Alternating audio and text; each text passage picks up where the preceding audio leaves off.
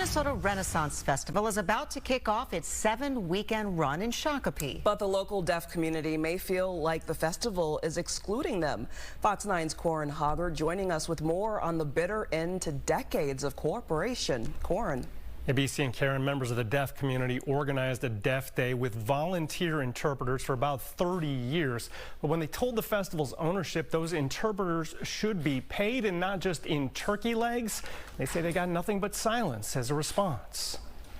In a suburban Shakopee field where castles rise out of the dirt, Leslie Yount found a joy she wanted to share. It all started probably 35 years ago. Yount is deaf, but she enjoyed the medieval Shakespearean banter of the Minnesota Renaissance Festival, the biggest of its kind in the U.S.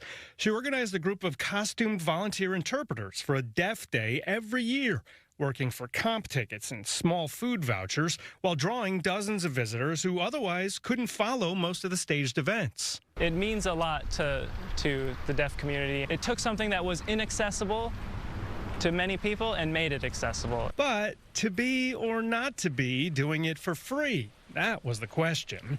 Yount felt like something was rotten in the state of Denmark when organizers asked her to kickstart a second Deaf Day during the 7-week run. So I started to get fed up with that and really kind of saw that interpreters deserve to get pay. She worked with Jason Hawkins at ASL Interpreting Services to offer a discounted deal for interpreters in line with what the state fair offers.